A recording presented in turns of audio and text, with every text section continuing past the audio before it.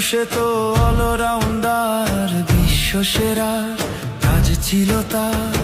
তোমরা হাসলে হাসতো দেশ, কাঁদলে ভিজতো বাংলাদেশ।